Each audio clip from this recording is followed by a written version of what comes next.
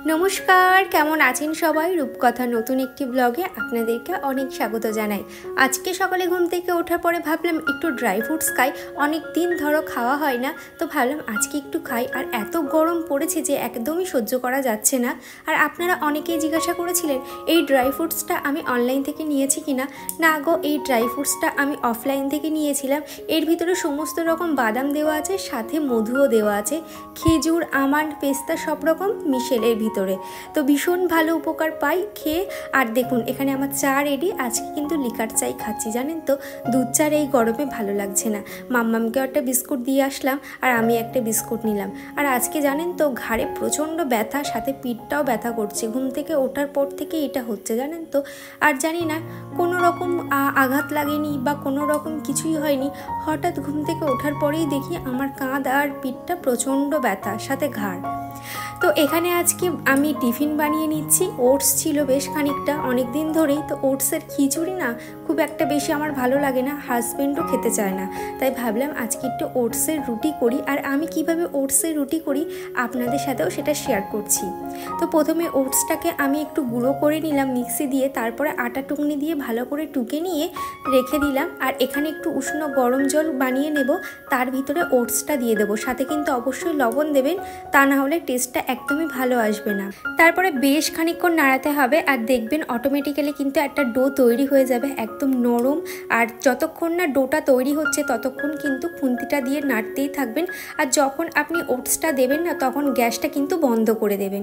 আর এখানে দেখুন খুব সুন্দর একটা নরম ডো তৈরি হয়ে গেছে। এটাকে আমি নরম অবস্থায় একটু মেখে নিলাম আর তারপরে রেস্টে রেখে দেবো। যতক্ষণ না ওটসটা ঠান্ডা হচ্ছে ততক্ষণ এদিকে আমি পিঁপে আলুর তরকারিটা করে নেব। ওটসের রুটির সাথে যে কোনো তরকারি কিন্তু খুব ভালো লাগে। আর পিঁপে আলুর তরকারি খেতে পার্সোনালি আমার ভীষণ ভালো লাগে, জানেন তো। আর এই পিঁপেটা হচ্ছে আমাদের গাছের পিঁপে, দেখুন ভিতরে একটাও দানা নেই। আর পিঁপে কাটার পরে এই দানা ছাড়ানোর কাজটা আমার প্রচণ্ড বিরক্তি লাগে, জানেন তো। সেই জন্য ভাবলাম এই পিঁপেটা কেমন হবে। তো পিঁপেটা কেটেই দেখলাম ভিতরে একটাও দানা নেই। এখানে পিঁপেটাও কেটে নিচ্ছি। আর আজকে জানেন তো তাড়াহুড়ো করেই রান্নাগুলো করে নেব। পিঁপে আলুর তরকারি যদি কিছুটা থাকে সেটা করে নেব, আর ডাল আর ডিমের অমলেট করে নেব। আজকে আর বেশি কিছু রান্না করব না। এখানে 5 ফোড়ন আর শুকনো লঙ্কা দিয়ে দিলাম। 5 ফোড়ন থেকে যখন একটা সুন্দর গন্ধ বার হবে তখনই কিন্তু পিঁপে আর আলুটা দিয়ে দেবেন, তাহলে দেখবেন তরকারির টেস্টটা খুব ভালো আসবে। এখানে কোনো মশলা দেব না, শুধু লবণ, হলুদ আর একটু কাশ্মীরি লঙ্কার গুঁড়ো দেবো, যাতে একটু কালারটা ভালো আসে। এদিকে আমার পিঁপে আলুর তরকারিটাও কষানো হয়ে গেছে, এবারে জলটা দিয়ে দেবো। এবারে ওটসটাও দেখবো ঠান্ডা হয়ে গেছে কিনা। ঠান্ডা হয়ে গেলে ওটাকে আরও একবার ভালোভাবে মেখে নেব। তারপরে যেমন রুটি করে তেমনভাবে লেচি কেটে রুটি করে নেব। রিয়া দিদিভাই আমাকে বলেছে যে দিদি তুমি যে আগের দিন ব্যাগটা কিনেছিলে সেই ব্যাগের প্রাইসটা কত নিয়েছিল। তো আগের দিন আমি সিলেদার্সে গেছিলাম আর ওই ব্যাগের প্রাইসটা নিয়েছিল 1200 টাকা মতন। তো ব্যাগটা ভীষণ ভালো। আর জানেন তো আমি না খুব হিচিকিচি ব্যাগ বা স্টাইলিশ ব্যাগ সবসময় সব জায়গায় ক্যারি করতে পারি না। আমি যখন দাম দিয়ে কিনবই তখন যেন সেই জিনিসটা আমার কাজে লাগে। আমি যদি মায়ের কাছে যাই আর ব্যাগটা যেহেতু একটু বড় সড়ো, তাই জন্য আমার আর মাম্মামের দুদিনের জামা কাপড় কিন্তু ইজিলি ওই ব্যাগে ক্যারি করতে পারবো। আর এদিকে কিন্তু আমার ওটসের রুটিগুলোও করা কমপ্লিট, এটাই হচ্ছে লাস্ট। আর ওদিকে আমার হাজব্যান্ড বসে আছে, বলছে হয়েছে। তো ওটসের রুটি হলে ওর তো আর কিছু চাই না। এর আগের দিনও করেছিলাম, ওর ভীষণ ভালো লেগেছিল। হালকা হালকা ফুলে উঠলেই কিন্তু এপিট ওপিট করে ভালোভাবে সেঁকে নেবেন, তারপরে নামিয়ে নেবেন। দেখুন কত নরম হয়েছে। তো একে একে আমি হাজব্যান্ডকে আগে খেতে দিয়ে দেবো, তারপরে আমি আর শাশুড়ি মা খেয়ে নেব। আর এদিকে আমার পিঁপে আলুর তরকারিটাও রেডি হয়ে গেছে। তো হাজব্যান্ডকে বললাম তুমি আগে একটু টেস্ট করো কেমন হয়েছে বলো। তো ও তো ভিডিওর সামনে আসে না, সেই জন্য হাত দিয়েই দেখিয়ে দিল যে ভালো হয়েছে। তারপরে যা বাসন টাসন ছিল সেগুলোকেও মেজে নিলাম। পুচকু গুড্ডি আমার প্রত্যেকটা ভিডিওতে কমেন্ট করে, তবে আজকের কমেন্টটা আমার ভীষণ ভালো লেগেছে। যে লিখেছে তুমি যে তোমার সাবস্ক্রাইবারদের প্রায়োরিটি দাও, দেখে খুব ভালো লাগলো। কেন দেবো না, তোমাদের জন্যই কিন্তু আমার ভিডিও বানানো। সেই জন্য তোমাদের প্রত্যেকের নাম করে করে তোমাদের কমেন্টগুলো পড়ি এবং আপনাদের প্রশ্নের উত্তরগুলো দিই, কারণ আপনারাই হচ্ছে সব। আপনারা যদি আমার ভিডিও না দেখতেন তাহলে আমি কিসের জন্য ভিডিও বানাতাম। আর আমার ভিডিওগুলোতে আপনারা এত ভালোবাসা দিচ্ছেন যে কারণে আপনাদের নামগুলো না বললেই নয়। সেই জন্য প্রত্যেকের নাম আমি বলি। আমার ভিডিওতে যখন 1-2 সাবস্ক্রাইবার ছিল আর 1-2 জন কমেন্ট করতো, তখনও কিন্তু প্রত্যেকের নাম নিয়ে নিয়ে আমি কমেন্টগুলো পড়তাম এবং তাদের প্রশ্নের উত্তরগুলো দিতাম। পুচকু গুড্ডি এটাও বলেছে আমার নাম জিনাত, এটা আমার ভাইয়ের জিমেল থেকে ইউটিউব দেখি, তো থ্যাংক ইউ সো মাচ।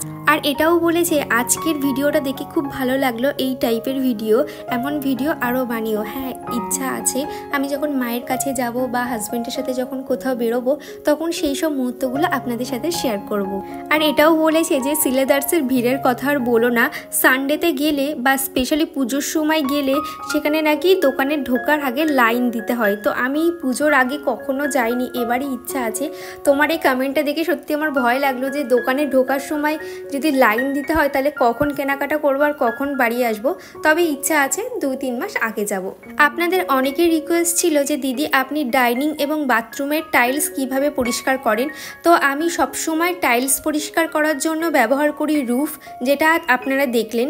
রুফে একটা শ্যাম্পু, যে কোনো শ্যাম্পু একটু মিশিয়ে নেবেন, তারপরে সেটাকে দিয়ে ভালোভাবে আপনারা এরকম একটা হ্যান্ড স্কচব্রাইট নেবেন, নেওয়ার পরে সেটাকে দিয়ে ভালোভাবে ডলতে থাকবেন। দেখবেন টাইলসের সমস্ত ময়লা একদম কেটে বার হবে।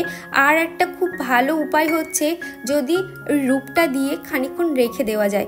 আপনারা দেখলেন আমি বাথরুমে কিন্তু রূপটা দিয়ে খানিকক্ষণ রেখে দিয়েছি এবং ততক্ষণে আমি ডাইনিংয়ের টাইলসটাকে পরিষ্কার করে নিচ্ছি।